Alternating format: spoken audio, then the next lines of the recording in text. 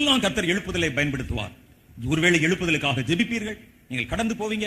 யாரை பார்த்து ஒரு வார்த்தை இந்த எழுப்புதலை பற்றி பேசினாலும் அவர்கள் மனம் மாறுகிறத பாப்பீங்க. மரித்தவர்கள் எழும்புகிறத பாப்பீங்க. மரணத்தின் விளிம்பில் இருக்கிறவர்கள் விடுவிக்கப்படுகிறத பாப்பீங்க. பிசாசுகள் துரத்தப்படுகிறதை பார்ப்பீர்கள். பலத்த ஊழியர்கள் மூலமா தானே நடக்கும் என்று நினைத்ததெல்லாம் உங்கள் கண்கள் காண உங்கள் கைகளின் மூலம் நடத்தப்படுகிறத பாப்பீங்க. இப்படிதான் எழுப்புதல் பரவும். ஒவ்வொரு முறையும் ஒரு பெரிய ஊழியக்காரர் ஒவ்வொரு ஊருக்கா வந்துட்டு இருந்தா எப்ப எழுப்புதல் பரவுவது? எழுப்புதல் ஒரு இடத்துல துவங்கும், ஒவ்வொரு மூலம் அது வெளிப்படுத்தப்படும், தேசம் எல்லாம் அது பற்றி கொள்ளும். எழுப்புதல் என்பது தீ, தொட்டவனை அது விடாது, அது பிடிச்சு எரிஞ்சிடும், அது எரியூட்ட ஆரம்பிக்கும்.